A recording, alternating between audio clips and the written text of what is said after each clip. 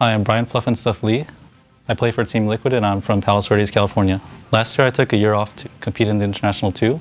This year I decided to go at it again because it was the experience of a lifetime. I really enjoyed TI2. My name is Sam Sosale. My ID is Boba, and I am from Chapel Hill, North Carolina. Currently, I'm in my 4th year at UNC Chapel Hill. I'm doing a double major in biology and political science. I'm going to graduate on December. This year we went to China, we went to Sweden, and now we're at the International, and it's all happened within 3 or 4 months. I think that the competition is much more fierce. There's less of a barrier between the European teams and the Chinese teams, so anybody can take it this year. I think we're holding on to a lot of our strengths from before. I think that obviously we were really aggressive back then, so we hope to end the game by the mid-game. Yeah, I was really surprised by the audience's interaction with the gameplay. You eat a tango and everyone goes nuts. It was perfect. Winning this year's International would mean everything that you've wanted to live for just comes true. And that's something you have to hold on to if you want to have the mental strength to stay in this competition and do well. Yeah, my dad, he looks at this experience and he's really proud of me. The main thing he wants me to take from this is not to take myself too seriously and really just enjoy the moment because this is something that's really incredible. Sam Sosale, Boba, Chapel Hill, North Carolina. Michael Gannum, IX Mike 88, Livonia, Michigan. Stephen Ashworth, Korok, Richmond, Virginia. Tyler Cook, TC, Calgary, Canada. Brian Lee, Fluff, Palos Verdes, California.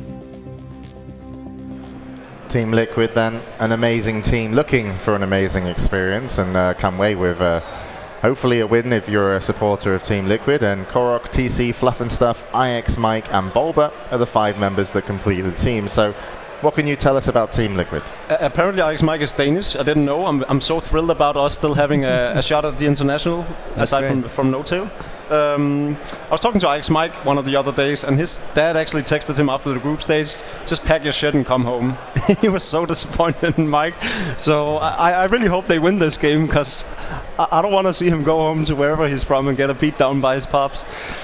Yeah, even though they're like a relatively newer team, they've only been around for maybe 8 or 9 months. They do have a lot of veterans on their team. I think Korok was at CI before Bulba as well. So they definitely do have potential. I must say they looked a lot stronger earlier in 2013, and right now they're not really at their peak. So Bruno, what do you reckon? Is IX Mike's domestic motivation going to get him through? Well, if it's a smelt said, it's going to be tough, and I'm really going to be cheering for them. Is he wearing shades because he's cool? Or maybe he's hiding something. Who knows? What I know is that I can't help but cheer for this guy because he's one of the guys that brought the Spirit Breaker into the meta game. We only saw it 1 game in this tournament, didn't win. But if he wins, it's going to be 2 games in an international that has a Spirit Breaker, which is 100% increase compared to last year, which is something that I'm looking forward to. But other than that, this team, I think they still haven't shown what their full potential is, and what best way to show it than in a match where you actually have to win or have to win. I just think they're a great team in a best of 1. I think they're so diverse. Their support players are just really overall solid. And Fluff and Stuff is like one of the best supports in with all IX the Mike. Yeah. So it will be interesting to see what they have for us, and it will be maybe scary for their opponents, which is of course MUFC. Hi, my name is Chan Bin. My in-game name is Winter, and I'm from Team Invasion MUFC. I think I'm the person in the team which I'm the only one that wants to play 1 more game, and everyone wants to rest. The Western scene has improved a lot compared to last year. Teams like Dignitas, Liquid, they like to play really greedy. Being able to play greedy and choosing when to play greedy so you don't get punished is very important in the current draft. Every update, every patch, there's always different things to look out for, and I think the very main important part is the ability to adapt. Every time we lose, we learn something, and every small bit of change affects the draft and strategies that a team can use. Originally, 2 months was the most optimal time for us to boot camp together, but in the end, we only had like 5 weeks. Basically, our boss just told us not to screw up. My girlfriend said that even though you lost this year, don't be too heartbroken. You can always try next time. I'll still be here. Winning the international means that I could retire very happily, and I'll try and propose to my girlfriend again. Charlie Bin, Winter, Kuala Lumpur, Malaysia. Daniel Wong, TFG, Kuala Lumpur, Malaysia. Sim Wee Chung, Ling, Kuala Lumpur, Malaysia. Siêu Thanh Ho, FCYY, Kuala Lumpur, Malaysia. Jun Liang Lo, WTF, Kuala Lumpur, Malaysia. So MUFC, 5 members representing Malaysia here. They have Winter in their team, so already kind of a little bit of a fan favourite. We've all seen Winter's play, but so far in the prelims, they did not perform whatsoever. So from here on out, it's going to be tough. They have to win every game. I think they can do it, but I also know with the team, they probably had some tough times after the prelims, some talks, and some at least getting the team ready to go for the main event here on day 2. We've been talking a lot about how all of these teams in the loser bracket has nothing to lose and can bring out some kind of cheesy strategy. And I really think that holds true also for Zenith and Virtus Pro. Whoever comes out on top in that matchup can very well bring something completely new to the game when they face off against IG. LG or LG, yeah. Yeah, exactly. So regardless of which team proceeds, I think they can easily upset one of these 2 Chinese juggernauts with going some insane whack strategy. We might even see 5-man mid. I think that particular strat might be very unlikely, but yeah. But like, what kind of team are MUFC to you? What kind of team are they? How do they play? Unfortunately, I didn't really see them much in the preliminaries, but they did have some cool plays. I saw one really nice play. They had Whiskkeeper to Light, kind of like pre-6.78 heroes, but what they did was the Wisp relocated someone out to save them, and then they were just sitting in the fountain. I was like, oh man, they were all just sitting there waiting on the little dot, waiting for him to die, and they actually recalled him at the exact timing, and he just like popped in and immediately popped out without even taking any damage. And we were like, what? Where did the Wisp go? We thought like the relocate bugged out, but they have some pretty cool strategies. I hope they bust them out for this though. This is the time to do it.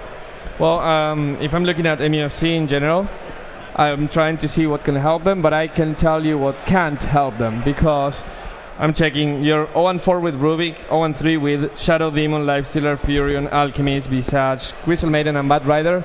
Stay away from that heroes. Try something different. So basically, stay away from everything that's popular in this tournament, and pretty much go with the Space Cow. Go with it's too mainstream. Too mainstream. You have to go with Necrolite. Could be How good. about that? All right, we're about ready to go into the game. So just quickly, guys, predictions on who's going to win and why. Liquid, because they're simply the better team.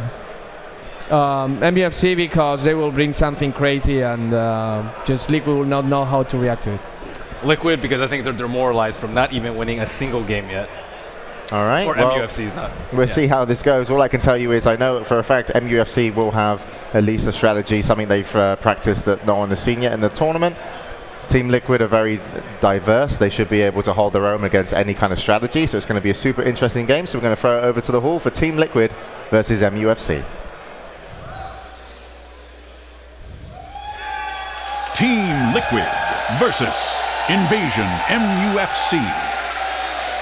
Welcome, ladies and gentlemen, boys and girls, to our very first best of one of the day. 4 teams are going home today. Either Liquid or MUFC will be one of the first, and the crowd is definitely here in force for the hometown favorite, Team Liquid. But they've got a team up against them, MUFC, something to prove for them. I'm LD. I'm joined here by Luminous. And Lumi, the draft has gotten pretty interesting already.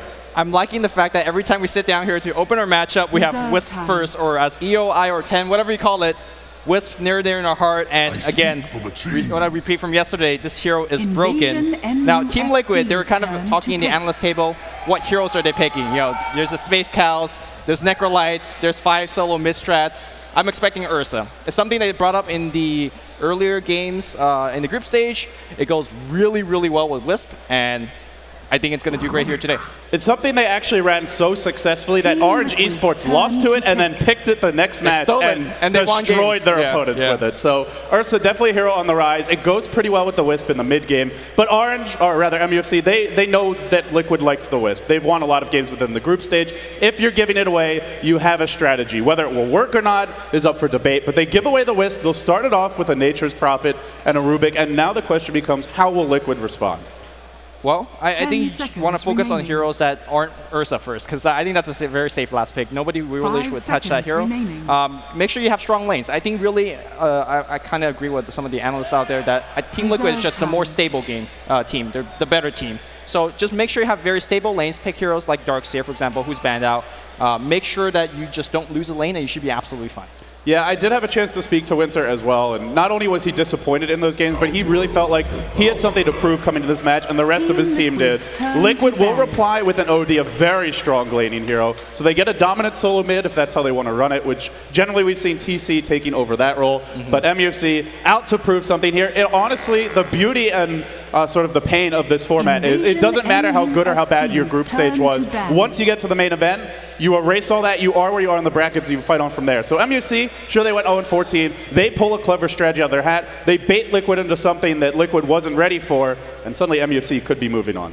I know both of us, it's hard for both of us, right? Because we're friends with a lot conflicted. Yeah, we're friends with Team Liquid members, and obviously we're friends with Winter, who do a lot of broadcasts with us. So let's hope that for both sakes, we're going to have a great game. Let's not see a stomp here. Yeah, I'm really hoping this one goes the distance. We had a very long game earlier between IG and DK. Hey, best of one. Teams are not going to give up until they are thoroughly beaten. So if it's close, it could go for a while.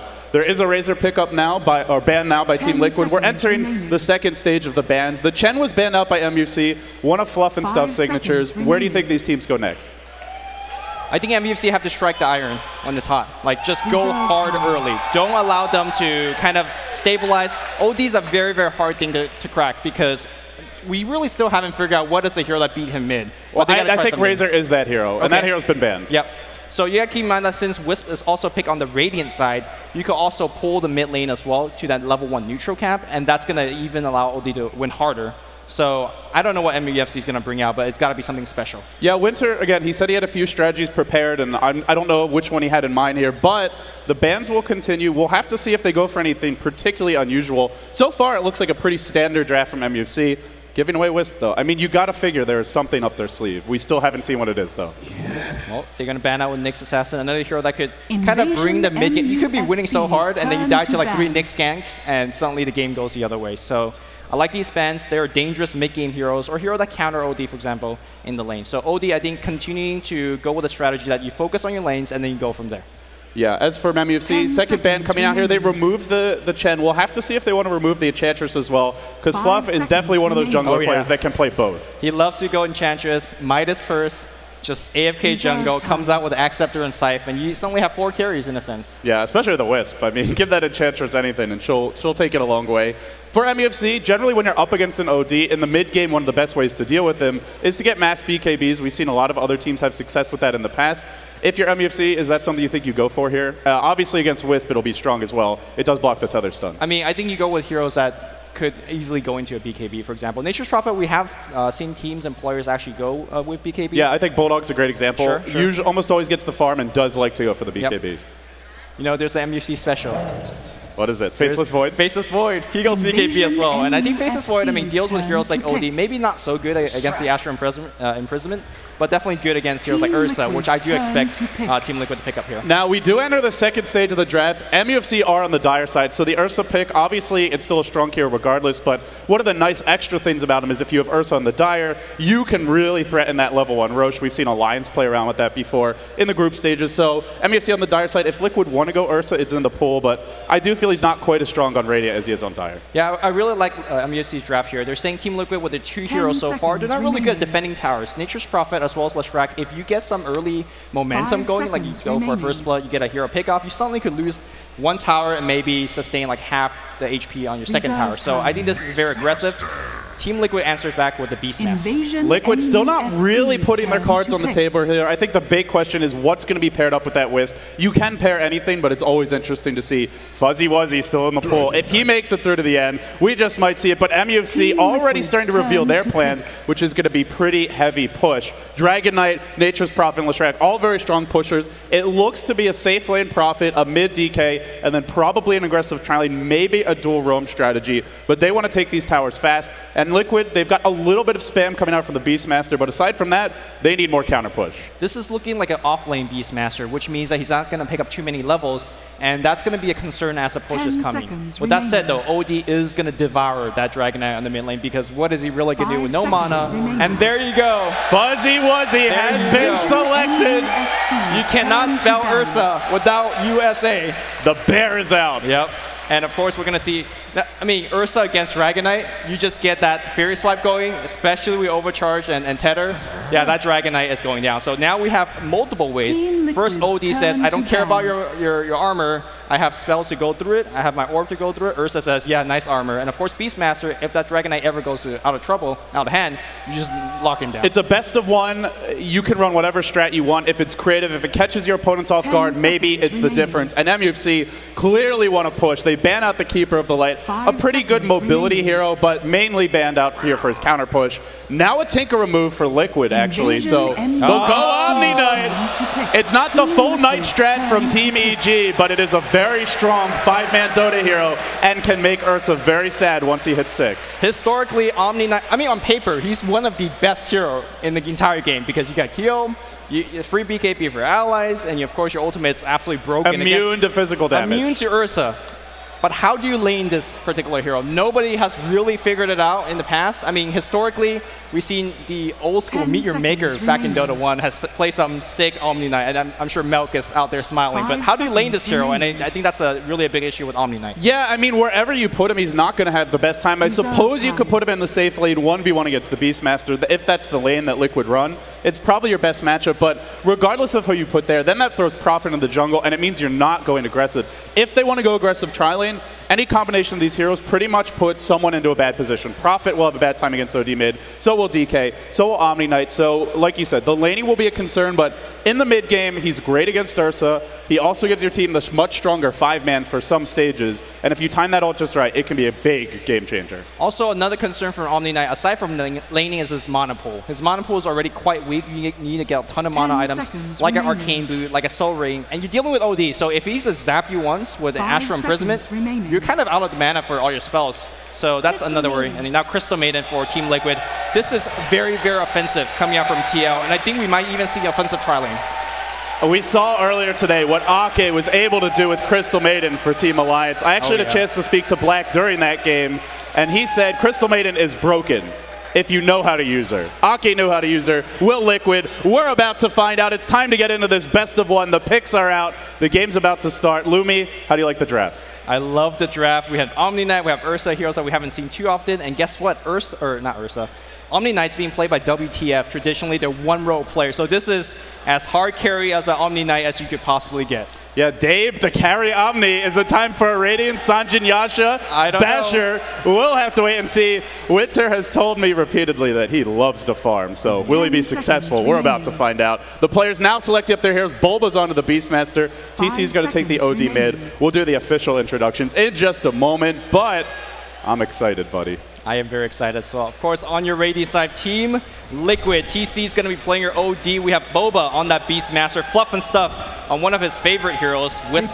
We have IXMike88 on Crystal Maiden. Last but not least, Korok is on the Ursa. I think he's going mid here. Yeah, he very well might be. That's the last North American hope in this event. MUFC on the Dire side. They're trying to carry Malaysia's pride. You have Dave on the Omni Knight. FCFC on the Dragon Knight. Winter, the Rubik, the captain, the strategic commander of this team, Ling, the Leshrac, and last but not least, TFG, the off-lane Nature's Prophet. Off the bat, Liquid rotating towards the Roshan pit. 5 heroes heading that direction, but will they actually look to go in here? They don't really have anything to scout out MUFC's position if they know that they're very far away. In theory, they could possibly steal Roshan, but... It looks like they're probably just checking if MUFC is doing it, but MUFC, no such intentions. Very defensive. Well, they're kind of inching towards... No, they're going to back off. So one thing to look forward to is these trees being destroyed. If it's an Ursa solo mid, your Wisp could just stay there and pull, but no, they are going to rotate as a defensive tri-lane. We're going to see a very standard OD mid, and of course, Beastmaster up top. Now, Beastmaster it's a testament of Boba's skill in the offlane. He needs quick levels. Let's remind ourselves that MUFC pushes fast and pushes hard, so he needs his access at max as soon as possible. Yeah, generally when you're against an offlane Beastmaster, you like to see the opposing team warding off the Ancients, trying to prevent him from getting any stacks, and also zoning him out of the lane. He's not the best here at sneaking experience, and if you ward the Ancients, it can really limit him. But Liquid already placing a ward there. No attempt yet, but in comes Winter. He's going to place an Observer of his own. I believe it does block the camp, but spotted by Liquid. No D-ward from MUFC, so this one probably will be quickly removed if they want to. For the time being, Liquid or MUFC going to be running defensive Omni Knight tri-lane. Good burst. It is worth mentioning that Purification actually is insane burst once you leveled up. Pure damage, it really hurts. Yeah, it does. And obviously, of course, when your Ursa is right next to people attacking, and he just heals them back, it's really a double whammy. But let's look at the mid lane and talk about that. How well, or actually how badly will FCFC fare this lane? Yeah, this is a pretty awful matchup for the Dragon Knight. He'll get some experience. He probably won't die early on. He's going to get out CS. That's a given. They're really banking on winning the other lanes and mostly just their mid-game prowess. TFG, off the bat, not blocking any pulls. It looks like he did earlier, but now we should be able to see Liquid go for some stacking if they want. And the ability for their supports to get level 6 really important because they have a Wisp, and you want that as fast as possible. So TFG, this camp can be pulled out. Did not fully stop it. iXmike has also selected Frostbite as his level 1 spell. Keep in mind that you can jungle the Crystal Maiden with Frostbite. Very effective, and so far, not doing it just yet. Yeah, Boba came to the lane a bit late, so he actually had to use a decent chunk of his mana trying to clear off these trees. The reason you want to clear them, we'll have a quick pause here from lane, is that if you clear these trees, it's a lot harder for the enemy supports to jump you. If you see them coming, it's hard for, If you see them coming, it's hard for them to surprise you. Yeah, that's for sure. So obviously the mid lane going to go Liquid's way. The off lane probably going to go their way as well. Korok's getting good farm. Profits are very poor here to contest an Ursa, because Ursa, even without the Poor Man Shield, has 6 base armor at level 2 now. And with the Poor Man Shield, you can't even scratch him. The other thing with Ursa is that he has higher than average base move speed. So once you get your boots, once you get your phase boots, you can basically run down the Nature's Prophet. I think if he has boots and the Nature's Prophet does not, especially with tether movement speed increase, you just run him down. You get a stun in, you get an Earth Clap or Earth Shock, and then he's dead. So if you're new to Dota 2, if you haven't seen Ursa before, if you get too close to this guy, he will destroy you. He's probably the single highest damage output of any hero in the game for single target if left unchecked. Doesn't have any stuns, does need quite a few items in the mid game, but yeah, you give him an inch, he'll take a mile. Korok has a very good record on this year. I think he's played quite a few of those matches at TI3, and we're back underway. Still pretty early so far, but to me, I think Liquid are getting a bit more out of the lanes. For MUFC, no smokes up on these supports. That's a little surprising, and I think what it says is they really want to push this tier 1 early. Yeah, they do. They just want to go for a kill on that Beastmaster, and before he even respawns, get a ton of damage on that tower. Now, on one side, you're farming an Ursa, which is just a mid-game beast. You get a Blink Dagger on this hero, or you get a Shadow Blade on this hero, and suddenly everybody dies. On the other side, you're farming in a sense, a very defensive hero on the Omni Knight. So I really am not sure particularly what this hero will do during the mid-game, even with farm. Yeah, on the side of MUFC, they're stacking quite a few Ancients here, so they'll have access to clearing those off later on. But until their Dragon Knight hits level 11, they don't have much AoE. They won't be easy to kill off. So it's nice to stack them. I would have liked to see him try and slow down the Wisp level 6 a little more, but he blocked the pull once, and it looks like now Fluff getting his free levels. Back into the jungle goes TFG. They're giving away Wisp level 6. They're losing the middle lane. But for MUFC, they picked an Omni Knight. They must have a plan. I hope they do, because otherwise they're going home. I mean, you don't pick Omni Knight without a plan. Winter says they have some plans, and this could be a good one or a bad one. Yeah, in the past, we've seen Omni Knight played a lot of different ways. I know when EG was experimenting with him, we even saw Demon take that hero to the off lane quite a few times. And truth be told, once Omni hits level 2 and he has Repel, you can even take it at level 1 if you need to. He is very hard to kill. But MUFC, run him as the safe lane farmer. What do you think Dave's going to go for here this game? Do you rush some sort of farming-oriented item? Do you go for quick Midas? Omni is very level-dependent. Or are you just rushing a mech? What's the style we're going to see from Dave? He loves his kind of damage output style, so I'm expecting something like Phase Boot. You talked about the SNY Radiance. I'm not sure whether he's going to go down that full path, but whatever he does go, he got to make sure he has enough mana, because again, OD will zap you once with the Astral Imprisonment, and then you're basically done. So maybe you need a Soul Ring, maybe you need Arcane Boot. He definitely needs something. Yeah, the one other nice thing about Omni that we haven't really gotten into yet is he does have Degen Aura, and that move speed slow, and the attack speed slow doesn't really matter against Ursa because he hits so damn fast anyway. It's kind of negligible, but the move speed slow could help counter the tether move speed, Ursa's natural high-base move speed, and allow his team to run away, live a little bit longer in these team fights. It's all theory crafting for now, though. Neither team really getting too aggressive. iXmike He's come over, he's de-warded the MUFC ward, blocking the Ancients, and now it looks like Bulba will start sacking. So far, the one area where MUFC are getting more is with their offlaners. TFG in the jungle, he's level 3, Bulba still not level 2, getting close, not getting much out of the offlane. And there you go, Arcane Boots up here. Winter could be our first blood. He's in a bit of trouble. There's a frostbite, and it probably will be. He lifts him up, he throws him down. He doesn't have a salve to sprout. It's not enough. First blood to Liquid.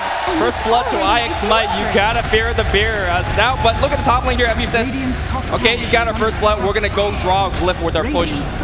WTF pushing it with his heals, and glyph is drawn out. I really think that Link could perhaps even get a tower out of this. Yeah, it could be a very early tower. They don't have Arena Basilius. Generally, you do want that, but you've got the heal bombs available. The tower's definitely taking a lot of damage. And in comes TFG. Fast and hard they go. They do want to do it now because already Fluff and stuff. Level 4. This could be one of the fastest level 6 we've seen from a professional Wisp. He is having a fantastic time. And generally, this is why you want to contest that Wisp early on.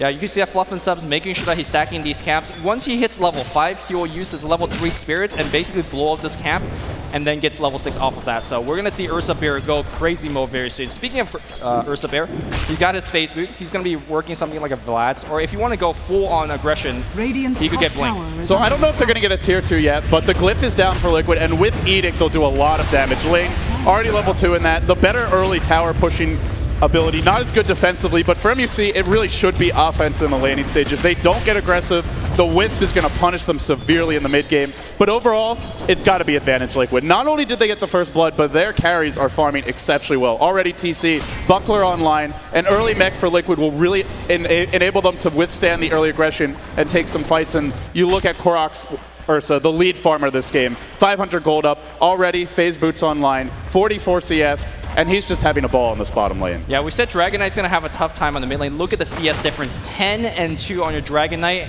and TC knocking out a ballpark, 34 and 20 denies. Again, this is expected. This is not a matchup that Dragon Knight can win. It's a matchup that the OD should crush. And when you do that, you're looking for the trade elsewhere. So far, I'm not seeing it, but if you're MUFC, DD nice denied.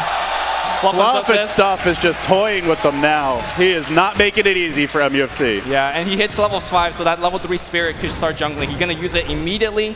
Now, once these Spirits pop, they just do a ton of burst damage, and I think they will be trying to pop it particularly over here. Yeah, they do a little bit of damage when they pass through, but like you said, he'll be probably looking to pop them on the big camp. Looks like he wants both. Mike pulling it one way, Fluff the other, and they're both getting a lot of experience. For Team MUFC, are they getting enough in return? What should we look for from them next? I think they just need to do more pushing. I mean, their lineup is built around that push. They only have got one tower so far. They're not really particularly good at killing either. Winter needs his boots of speed. He can pick up on the side shop. And the reason why he needs it is he have to walk up to the Beastmaster, lift him up, and then set up that kill.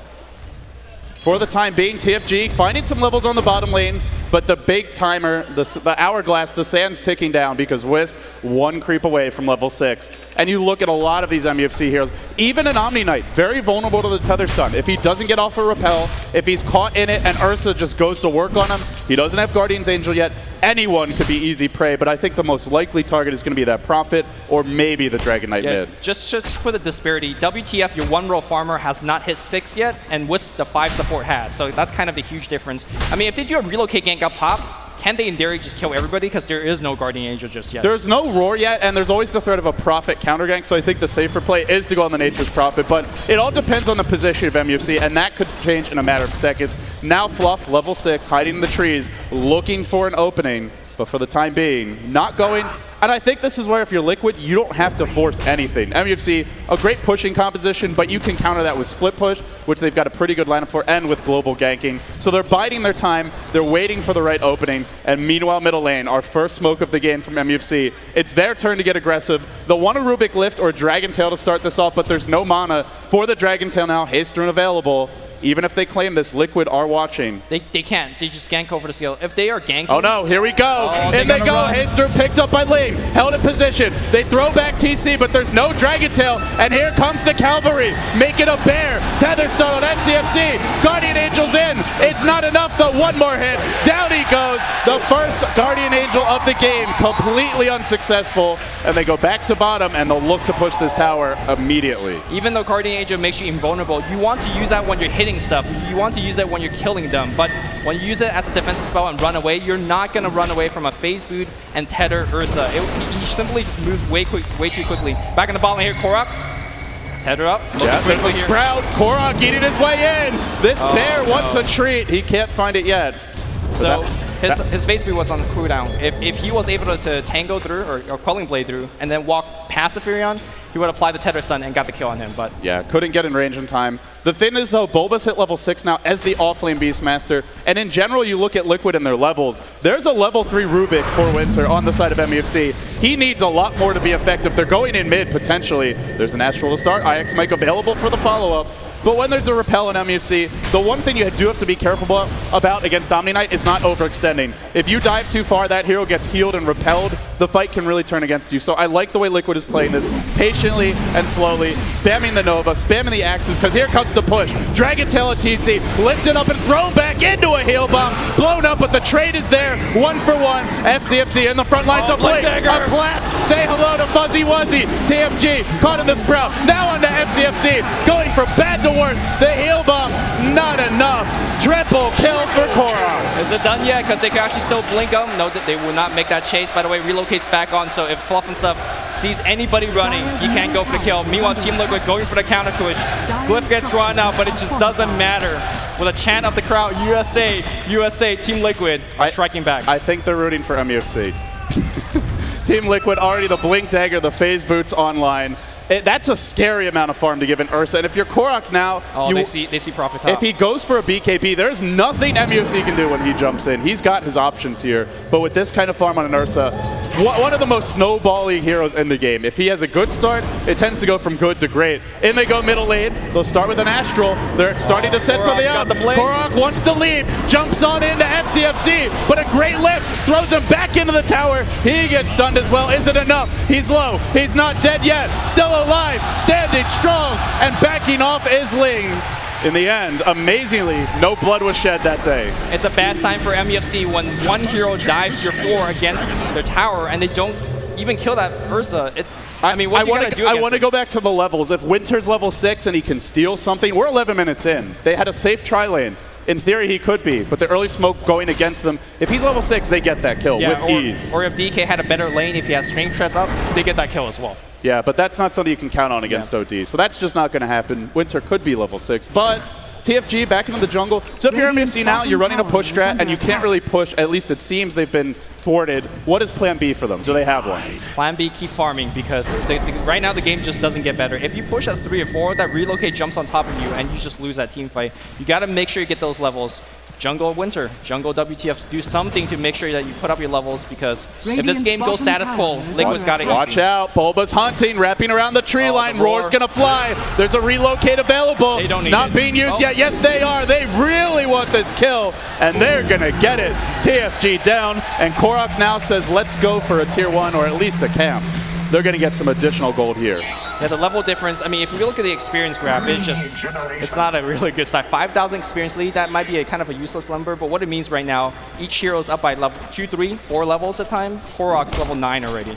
Yeah, and it's not just the experience, it is the gold, because MUFC, if you want to run a push strat, there are some basic items you need. You'd like to have a mechanism. We don't see that yet. A Force Staff, an Urn, that would all be swell. They at least have the Urn on the Leshrac, but that's really the only good pushing item aside from Rena Basilius they have. There's no mech, there's certainly no pipe, no Force Staff either. Without those items, it's going to be hard. Mid lane, though, TFG in a bit of trouble. He's gone in on TC, and now it could turn around against him. Where's that Korok? Not there yet. He's coming in, though. Nope, bottom lane. There's a Crystal Maiden in the front lines here, and the Dragon Knight's afraid to initiate on her. That's how far behind MUFC is right now. And Korok's just solo pushing this bottom tower against a team with massive stun lockdown. There's always the threat of a relocate. If you want to go on him, you probably have to bring 5. And one thing that we don't often get to talk about with Ursa is not only is he a great hero killer, he's actually a very scary pusher. The enraged damage will work on towers. The Fury swipes will not, but he hits so hard and fast that you leave him alone, he will take some towers down. I mean, even if he doesn't hit fast, like, you can't just walk up an Ursa as a support hero and defend by yourself, because he jumps you, Earth claps you, and you're dead, right? So you got to send at least 2 or 3 to even defend that tower, and that's more advantage that Team Liquid is getting elsewhere. Yeah, when you have a Blink Dagger, there's basically a line that you don't cross, and that line's around here, because if you do, and Korok sees you, and he wants to pounce, he definitely can. MUFC forced into a defensive position. The time will come soon when they'll have to 5-man. It's going to be a Force Staff for Dave, one of the better items in the game to deal with an Ursa. But they need a lot more than that, to me, before they can fight. I mean, that Force Staff has been dropped basically instantly because Ursa kills people so quickly that if you're just a second behind, that person could be dead. And for the time being, Liquid, full control of the map. I like the way they're playing this. Relocates on TFG on the top lane. He's running with the Blink Dagger, the Earth Shock, and an easy kill. If you cannot farm in this jungle, where do you farm? All of it set up by a beautiful ward by the supports of Team Liquid, leading 8-1. MUFC 0-14 in the group stage. They want their first win of the tournament. This would be the time to do it, but it doesn't look good right now. The Tier 1 top in jeopardy, and they're not getting a trade. They're not taking Roche. The Tier 1 for Liquid still stands. You're running a push strat, and you've gotten one tower. That just ain't going to cut it if you're MUFC. Dire's top tower FCFC looking for strength threats as well as haste threat. If you get this one, maybe you could run away from a gank, but that's going to get spotted out. TC coming around to get the Astro imprisonment off. Hasted up, heading straight towards the top lane. No, wrapping around, back towards mid. Just afraid to force fights, and the thing is, they still haven't dewarded that ward. You have to know there's something there. That Prophet got caught in the middle of his own jungle, but so far, it's just free opportunities for Liquid. As soon as Relocate cools down in 30 seconds. And the other thing with their lineup is you don't just need wards to set up ganks. You have the Beastmaster Hawk as well. You can see Bulba moving that through the enemy jungle. Liquid is doing a fantastic job, not of just starting off hot, but of securing a further advantage and controlling the map. Yeah, the Liquid coming out, or the items coming out from Team Liquid just shows how far they're ahead. Fluff and Stuff has a Vitality booster and a Arcane boost. You're not going to kill him. Our Crystal Maiden has a phase boot. Like, she is going to be dishing out DPS as the team fight progresses. I gotta say, I don't think IX Mike has been watching Ake because there's no Crystal Maiden ultimate just yet. Dire's bottom tower could just beat them down, plus 24 damage. Yeah, right click them to death. That's what Crystal Maiden's gonna be up to. We'll have to see. Blade and a clap. Now on FCFC, healed up. It was a trap, and they turn it around in a hurry. Fluff on the run. In comes FCFC. Lane taking massive damage. Korok's bought back. Run away if you're MUFC. They're still fighting. Korok's here. He's into the fray. On to Lane they go. Blade, a clap. Gets stunned again. He just bought back, but he's standing strong. The heal bomb not enough. MUFC driven back 9-2 and trying to go in again. Roar on FCFC. Held in position. Locked in place and brought down. On to Winter. They're cleaning house. 3 dead. Could be 4. Another heal, but the Vitality booster making the difference. A nice 4-step, but it seems inevitable. Relocate, they want more. WTF in huge trouble right now. We need one more blink cooling down here, and WTF is going to go down. Team Liquid base Korok, triple kill, and a team wipe against Invasion MUFC. They don't even care about the Roshan right now. They want the Tier 1 mid. Yeah, you take the Tier 1 mid, and with the kind of map control they have, MUFC won't even be able to leave the Tier 2s. The tower falls, and now for Korok, a BKB is on the way. Mithril Hammer up, and once he gets that, he will be God. The only thing back? Yeah, he just bought back. They take a Tier 1, 100 CS, 16.5 minutes in, 8-1-1. And the reason why is this guy right here, Liquid Fluff. I mean, sometimes he's just looking for solo kill, but Fluff definitely had a huge part in it. He's also got 1,000 gold in the bank. Any guesses on what we're going to see? Rod of Atos, perhaps?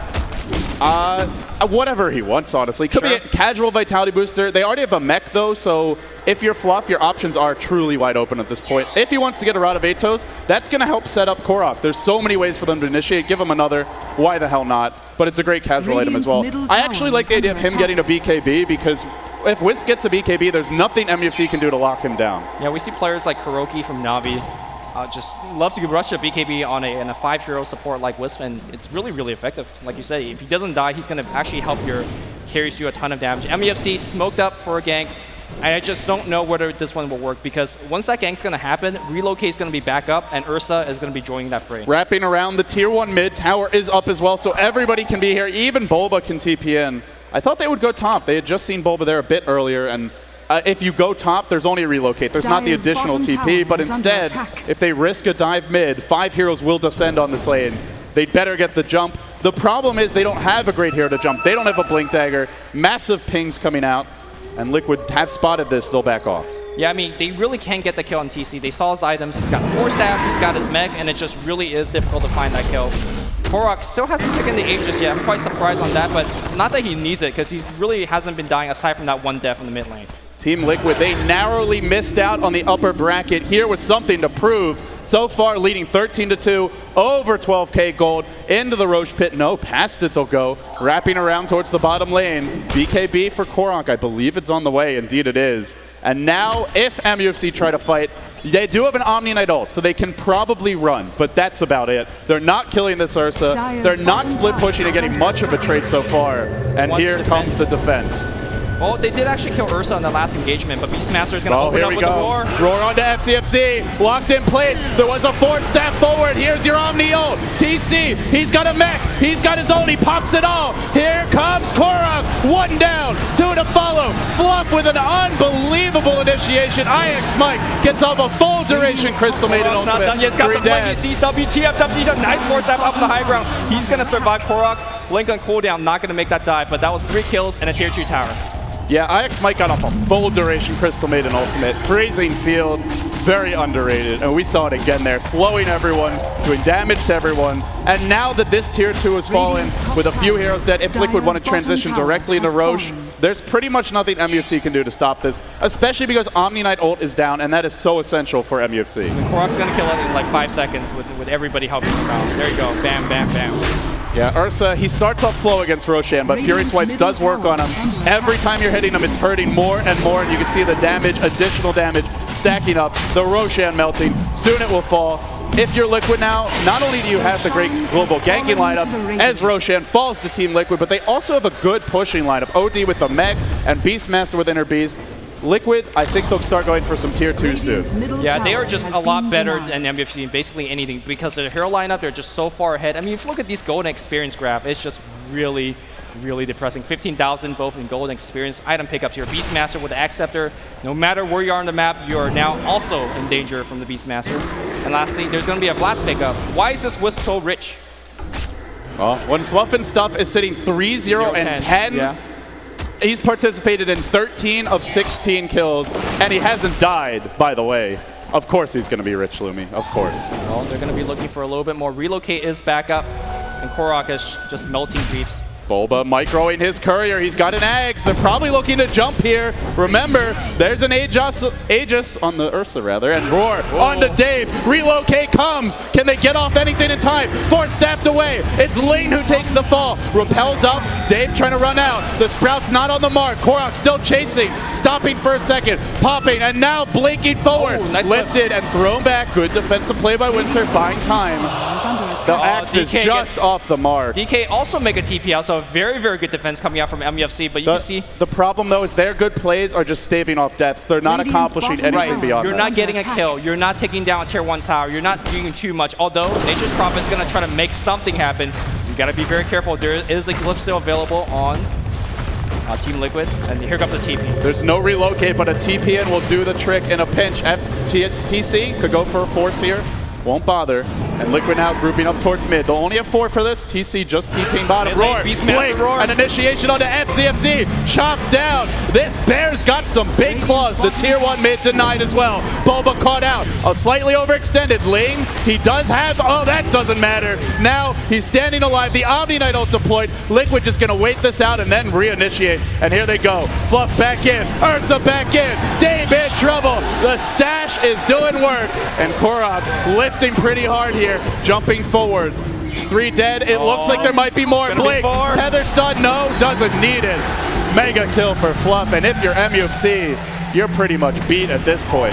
That was probably the best ultimate that we have seen from Omni Knight. They used it. They were able to basically chase for a lot longer. They were able to do a lot of damage, but because they're so out-itemed, they're so out-leveled, it just doesn't matter at this point. The whole premise of the MUFC lineup is to be ahead all game. Take towers early, slow down the Wisp with your Prophet Treants. This is a lineup that's meant to play from ahead, and against some lineups it could come back, but not against this Liquid lineup, not without perfect play. And to be honest, against Ursa with a Blink Dagger at 10 minutes, perfect play is nearly impossible. And I just like the way Liquid's playing it. Every time that the Omni Knights pop, they just back off, they wait it out, then they reinitiate, and MUFC just don't have the damage to kill anyone during that ult. And right now, they don't have their best spell. It's down for 80-second on the Guardian Angel, so without that ultimate, they basically just can't even defend their tier 3 tower at this point.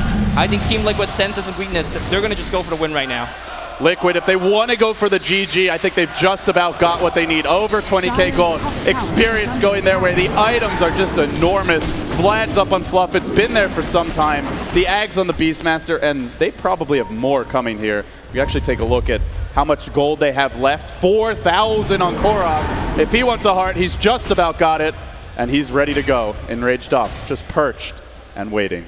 They're waiting, smoked up right in front of the enemy base. They're waiting for somebody to come out, but nobody is brave enough to do so. The problem for MUFC is even though they're not getting caught, that's still getting them farther and farther behind. Because Liquid are farming their jungle. You can see them clearing out the neutral camps. They're pushing all the lanes. MUFC not getting trapped, but despite not dying, they're still falling even farther behind. Yeah, right now MUFC's playing not to lose, and that's not going to win you a game. They got to play for the win, but I don't really know what is that method. It's tough for them at this point. It really is. They can't leave the base. They're an okay defensive lineup. They do have some spam. Well, actually, not that much because this was a pushing Leshrac. So Lane maxed out the Edict, has no points in Lightning Storm. Winter does have a max Fade Bolt. They've got decent counter push, but it's not going to help you too much. When Korok says, screw your nukes, I'm blinking on top of your entire team. Yeah, I think the best thing that MUFC could do right now is wait out the Aegis on Korok, and once Korok just go man modes on you, survive it with your Guardian's Angel and hopefully kill him. It's a lot of ifs, but when you're down by 18 kills, there's nothing for you to really predict and strategize too much. Yeah, I mean, the one thing they do have going for them is the Nature's Prophet. Just such a good hero to stall the game, but they have to stall it for a very long time if they want to stay in this one. Liquid just still getting more off the map. There's no Midas on the Prophet. TFG spamming his ult on cooldown. They're trying to hang on, and I think Liquid have had just about enough of this. Just a minute left, and maybe looking to push. Great steal by Winter. That's another very good defensive spell to actually deal with the Ursa. It buys them some time, but you can't Astral everyone. You can't always lift Korok, and you can't do much against his BKB. If you Astral one, the other will just become the target. The Omni Knight ult, if you're Liquid, you probably want to bait that out and then back off. Still no stuns coming. TC and Korok banging on the front door. MUFC, their base is under siege.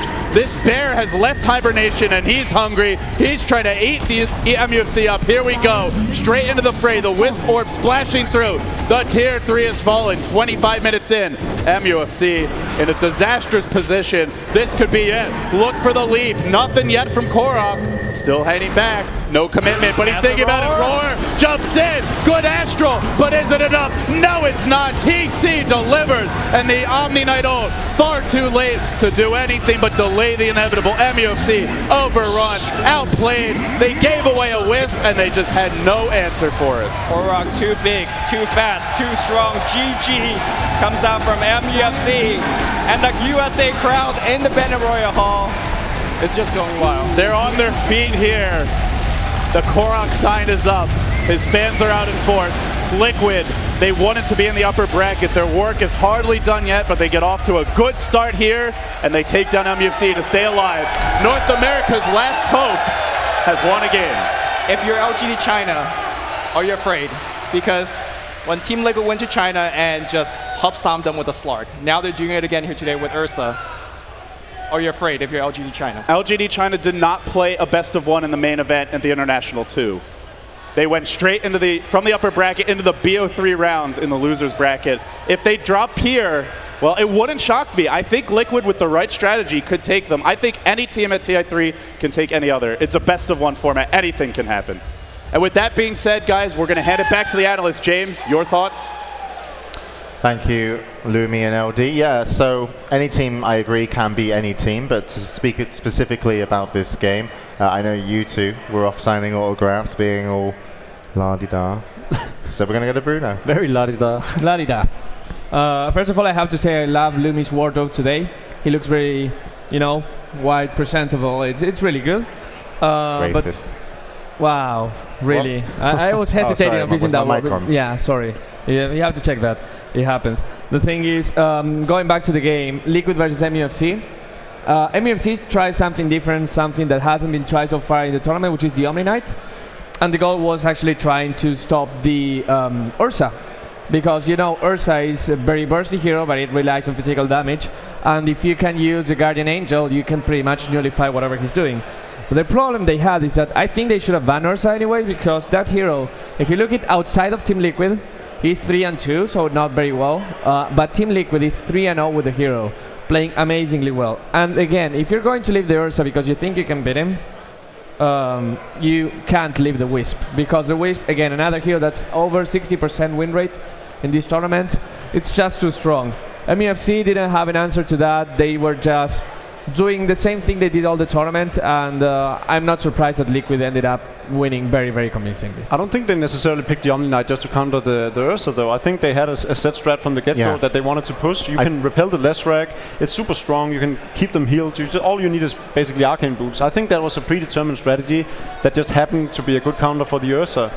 That the execution lagged is then another thing. Yeah, it was really a Death Knight and a Leshrac with an Omni Knight being able to... We can call it a Dragon Knight if you want. Oh, did I just say Death Knight? You didn't. Yeah, sorry. Memories. Yeah, so I normally should say DK, but you know, there's a team called DK. Right.